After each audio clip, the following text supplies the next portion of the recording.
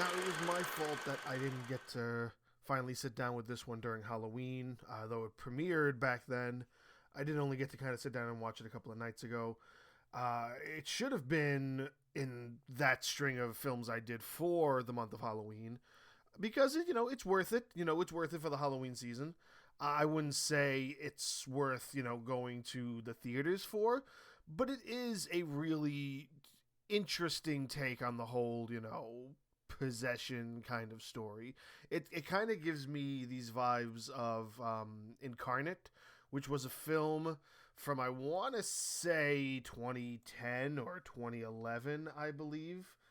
Could be wrong. Could be a little bit later than that, but that's a film with Aaron Eckhart. That's also a nice little new take on some of these ideas of possessions and exorcisms that just elevate things a little bit. I was a big fan of Incarnate, and I'm a big fan of this for its simplicity. Again, not movies I feel deserve to be kind of seen in theaters, though if that's where you choose to see it, by all means.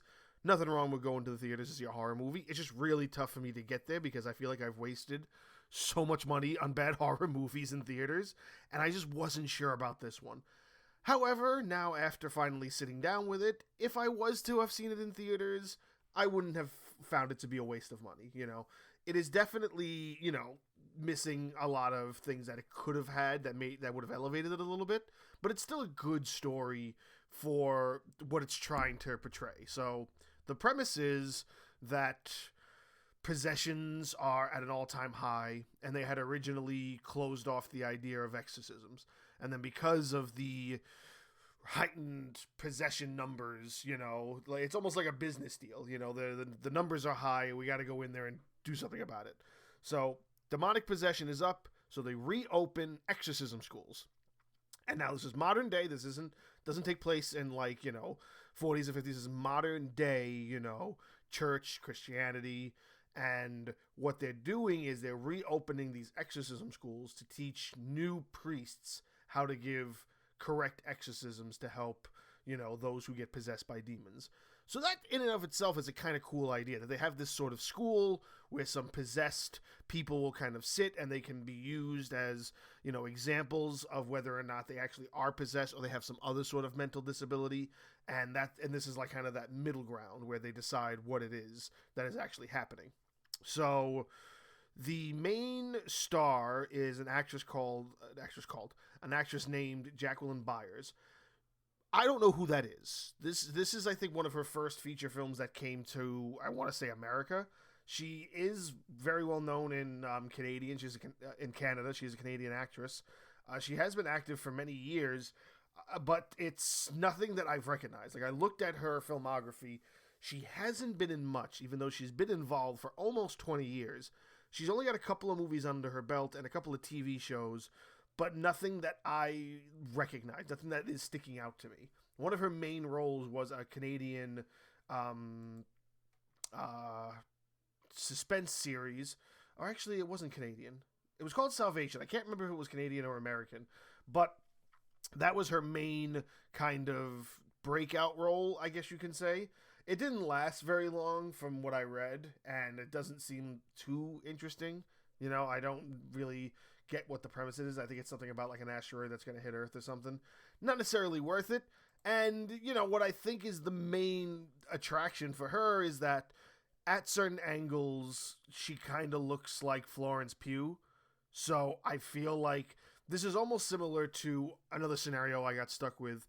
It was a movie called Ready or Not. It was a movie about this wedding that turned into this hunt, so the wife to be could prove herself to the son and the son's family, and that's essentially like if she survives, she gets to get married or she gets to live. I forget Ready or Not's premise off the top of my head right now, but I remember looking at that, and it's starring Samara Weaving. But every promo shot you see, it looks like Margot Robbie. So you see that, and you see this, there's this thing that floats around in Hollywood where a lot of people look very similar, who else does Margot Robbie look like? But this actress, to me, at certain points with the nun get up and the bleach blonde hair. She looks a lot like Florence Pugh. And I think that was meant to be this kind of thing that drawed you into it. Or it could just be that they were trying to really emphasize her as this being her first mainstream launching pad film that went into theaters. So I don't believe anything else has. And she does a great job. I'm not trying to, say anything bad about her performance. She does a really good job as the main nun. And her essential premise is she's a nun who's trying to, fight for her right to administer exorcisms, because only priests at this point are allowed to administer exorcisms. So she's trying to become the first nun that's allowed to do so. And there's this backstory about, her mother was possessed, or at least she thinks she was, or she has some sort of mental disability that made her believe she was possessed, and she grew up in that environment, and she had a really rough, upbringing, and she went in and out of homes, and then she turned to the church, and she's been a nun ever since. So that's the main premise of just about everything in the film. There is another kind of story that has to do with the little girl who becomes the focus of, teaching exorcisms for the film. I don't want to get into that too well, because even though it is a month after, maybe a month and a couple of days, 40 days after the film premiered, it is a kind of twist that I'm not going to say I saw coming, but when I sort of got the hint and realized that that's where they were going, I did appreciate it, because even though once you realize it, or even if you're looking for it or not, once you realize it, I appreciated it because I thought it was a pretty decent twist. I thought it was enjoyable enough for me to say I like the synchronicity of the situation. I like how they're able to make that kind of connection to everything. It's not a long movie. It's only 90 minutes, and that's the thing. It's a very basic horror movie that's doing the same story we've seen in all of these other possession and exorcism movies. It's just giving it its own little twist and trying to find another way to retell it. And I'm here for it. I'm always here for retellings of things we've already seen before, just done with the little crumbles of extraness, the little bits that might make it kind of something different, something that kind of takes it away from what we thought it was going to be, what we are expecting out of it. And that's what I think this movie kind of brings to the table, and I appreciated it for that. That's really the only reason I kind of watched it, was because that's what originally from the trailer, I was getting the idea that she was already a nun that was brought in to do an exorcism, but it's not necessarily that. And the trailers do it justice, and it definitely gets you intrigued to kind of watch it. I'm talking positive about it simply because I know it's gotten huge negative responses. I know that across the board, not many people like this film, but I did.